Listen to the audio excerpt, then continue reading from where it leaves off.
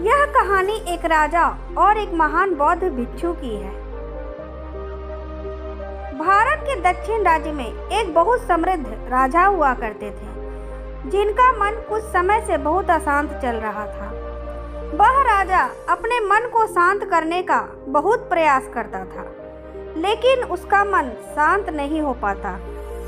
वह अपने राज्य के बड़े बड़े विद्वानों को बुलाता है और पता लगाता है कि मन को कैसे शांत किया जाए।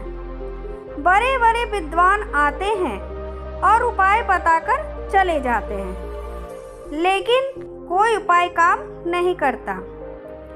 एक दिन एक व्यक्ति राजा के पास आता है और कहता है, हे राजन, मेरे पास आपके मन को शांत करने का सबसे उत्तम उपाय है। राजा उस व्यक्ति की बात सुनकर बहुत खुश हो जाते हैं और उस व्यक्ति से कहते हैं कि अगर तुमने ऐसा कर दिया तो मैं तुम्हें मनचाहा धन प्रदान करूंगा।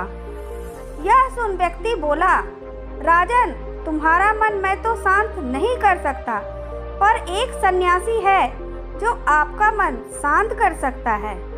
वह कोई आम सन्यासी नहीं, बल्कि वह दुनिया का बहुत बड़ा विद्वान सन्यासी है। वो आपका समाधान जरूर कर देगा। राजा उस व्यक्ति से कहते हैं, कहाँ मिलेगा यह सन्यासी? व्यक्ति ने कहा, चलिए मेरे साथ, मैं आपको उस जगह के बारे में बताता हूँ जहाँ आपको वो सन्यासी मिल जाएगा। कुछ दूर चलने के बाद वह राजा को एक पहाड़ी दिखाता है, जिसका रास्ता जंगलों के बीच से होकर गुजरता है। व्यक्ति पहाड़ी की ओर इशारा करते हुए बोलता है कि वो महान सन्यासी आपको यहाँ से कुछ दूर उस जंगल के बीच पहाड़ों पर मिलेंगे। वह वहीं पर रहते हैं। राजा अपने मंत्री और कुछ सैनिकों के साथ जंगल से होता हुआ उस पहाड़ी पर पहुँचता है। पहाड़ी पर उसे वो सन्यासी मिलते हैं जो कुछ काम कर रहे होते हैं। ये सन्यासी कोई और नहीं बल्कि बोधि धर्मन ही होते हैं। राजा बोधि धर्मन के पास जाता है और कहता है कि सुना है आप बड़े ज्ञानी सन्यासी हो। किसी ने मुझे आपके पास भेजा है कि आप ही मेरी समस्या का समाधान कर सकते हो। बौद्ध भिक्षु राजा की बातों को अनसुना करते हुए अपना काम करते रहते हैं। इसके बाद राजा तुरंत अपनी समस्या बताते हुए कहता है कि मेरा मन बहुत अशांत है, क्या आप मेरे मन को शांत कर सकते हो? यह सुन बौद्ध भिक्षु राजा की ओर देखता है और मुस्कुराते हैं। फिर राजा से पूछते हैं, तुम्हारा मन अशांत क्यों है? राजा कहता है, वैसे तो मेरे पास किसी भी चीज़ की कोई कमी नहीं है। धन मेरे पास इतना है जिसका मुझे खुद अंदाजा नहीं। सभी सुख सुविधाएं हैं। भगवान ने मुझे दुनिया की सारी दौलत और संपत्ति दी है, लेकिन बस एक चीज़ की कमी है। मेरे अंदर मेरा मन अशांत रहता है। यदि यह कभी कभी शांत हो भी जाता है तो यह कुछ देर बाद फिर से अशांत हो जाता है। क्या आप मेरे मन को शांत कर सकते हैं? मैं बड़ी आशा लेकर आपके पास आया हूँ। बाकी तो मैंने सब उपाय कर लिए, बस आप ही मेरी अंतिम आशा हो। बौद्ध भिक्षु उस राजा से कहते हैं, बिल्कुल, मैं तुम्हारे मन को शांत कर सकता हूँ। यह सुन राजा बहुत खुश होता है। राजा कहता है, उसके लिए मुझे क्या करना होगा? बौद्ध भिक्षु मुस्कुराते हैं और कहते हैं, कल सुबह तुम मेरे पास आना और ध्यान रहे अकेले आना। राजा कहते हैं, ठीक है, मैं कल सुबह आपके पास आ जाऊंगा। बौद्ध भिक्षु कहते हैं, एक बात और ध्यान रहे कि अपने अशांत मन को अपने साथ लाना। यह सुनकर राजा चौंक जाता है और सोचता है, यह कैसी बात कह दी। राजा कहता है, आपने क्या कहा? कृपया एक बार और कहें, शायद मेरे सुनने में त्रुटि हुई हो। बौद्ध भिक्षु फिर से वही बात कहते हैं, तुम कल सुबह जल्दी आना और अपने अशांत मन को अपने साथ लेकर आना। कहीं ऐसा ना हो कि तुम उसे अपने महल में छोड़ जाओ। राजा सोचते हैं कि लगता है यह कोई पागल आदमी है, क्योंकि अब राजा के पास कोई विकल्प शेष नहीं था।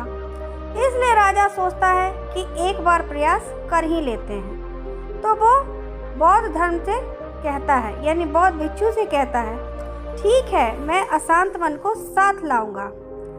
अगले ही दिन राजा सुबह सुबह बौद्ध भिक्षु के पास पहुंचता है और कहता है, मैं आ गया।